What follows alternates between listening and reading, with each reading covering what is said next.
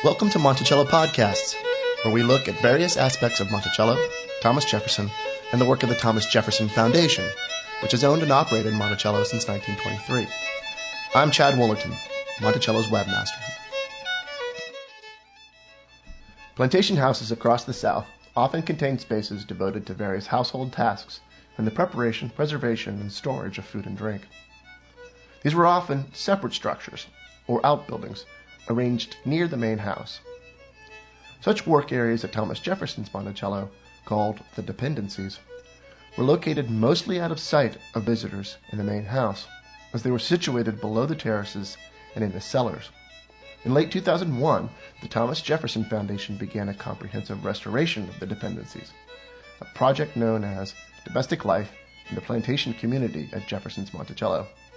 This restoration of architectural fabric, reinterpretation of the lives and work of enslaved individuals, and furnishings of individual spaces within the dependencies is informed by the same degree and intensity of research that has guided the interpretation of the main house and surrounding landscape.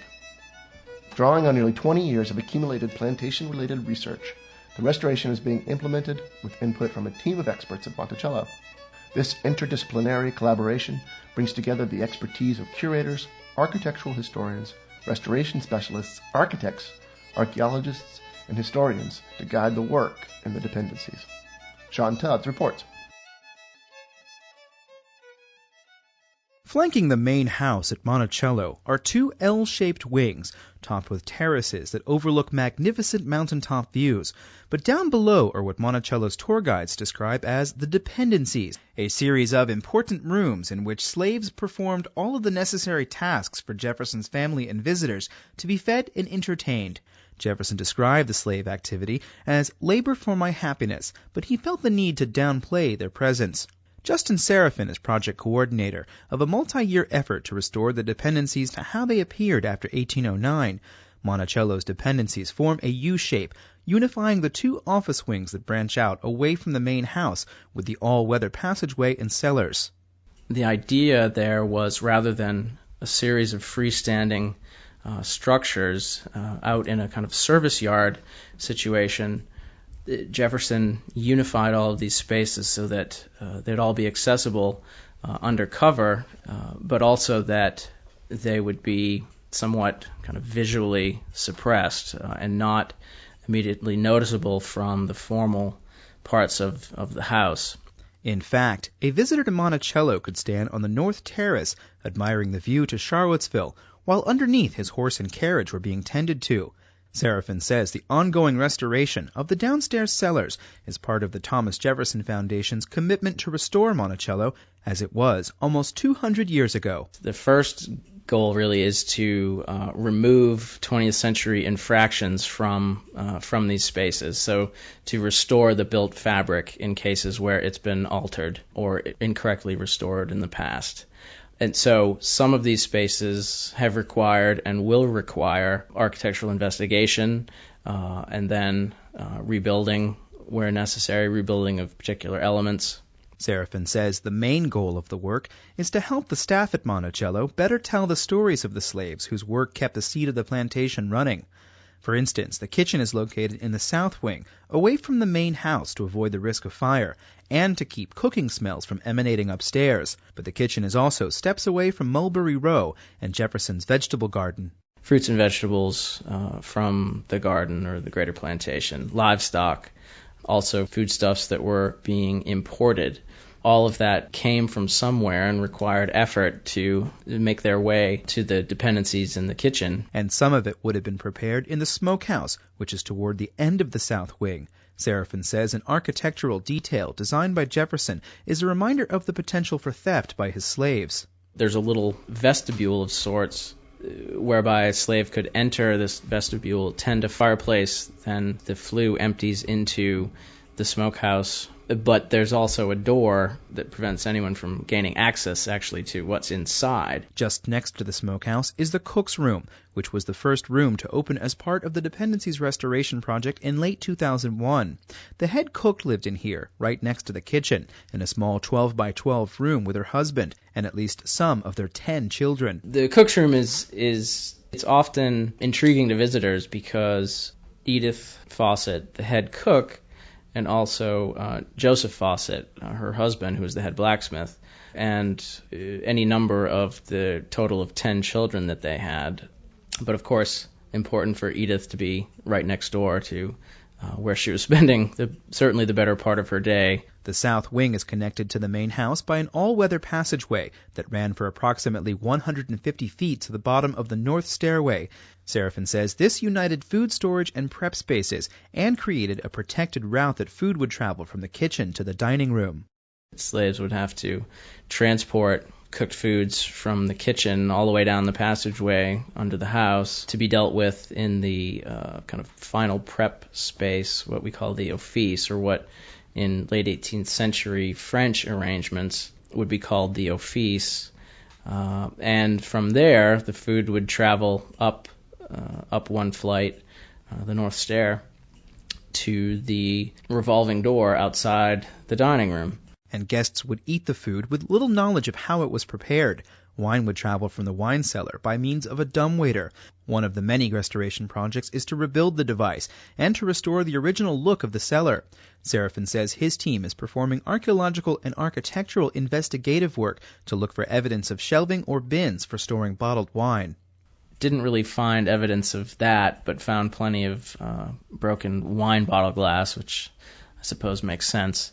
But the space will be restored much like the beer cellar is, in that there'll be a platform. You'll be able to actually walk from the passageway out into the space. Of course, it's a sunken cellar, so this is a raised platform. You're actually sort of above, in and above the room, as it were. If the south wing of the Dependencies is set up to produce great meals, the north wing was designed to handle the many visitors Jefferson received at Monticello. Basically, with Monticello's never-ending string of visitors and guests, it's really sort of their parking area, as it were. Which means that they're not constructed entirely to Jefferson's intended design. Future reconstructions will address that fact. Likewise, the restoration of the ice house illustrates some of the challenges Seraphin's team has to contend with while revisiting the work of architectural reconstruction. It's a round subterranean structure that drops down, I think, 16 feet from the level of the office wing. And it would have housed a supply of snow and ice that would have lasted just about through the summer. The ice house was reconstructed. The roof of it was done in 1938. Within the lifetime of those who worked on that ice house roof, they were aware of a Jefferson letter that was discovered that actually laid out in detail exactly how he wanted the ice house to be built, complete with a little plan section of the roof structure. A lot of the work that was done, a lot of the early restoration work that we've since proven to be incorrect or wrong. It's hard to fault the scholarship and research of that previous work simply because we have access to that much more material now. There's more research because the Thomas Jefferson Foundation has been studying Jefferson's correspondence and papers, allowing scholars to understand more of his intent on things political, cultural, and architectural. Seraphin's work is informed by this deeper sense of Jefferson's wishes, made possible by years of research by the Foundation. The organization of the Dependencies is pretty unique, and Jefferson certainly very heavily influenced by the Renaissance architect Palladio, 16th century architect Andrea Palladio, Italian. Jefferson owned his 4 books of architecture, and in it, Palladio, there were several plans for villas with their service or support structures arranged in similar types of kind of embracing arms.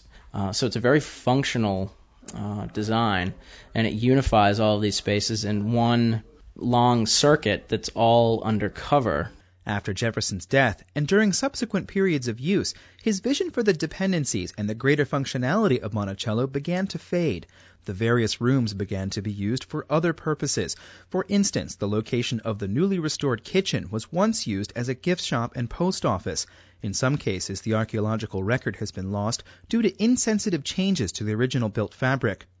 These were spaces that just simply weren't considered to be nearly as important as the main house.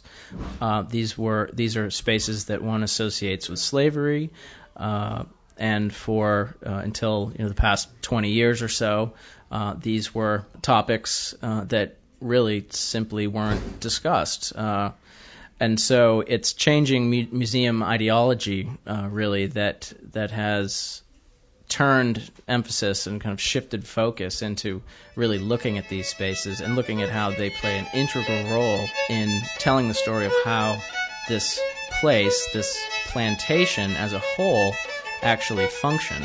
The Dependencies Restoration Project is charged with turning back the clock 200 years so visitors can better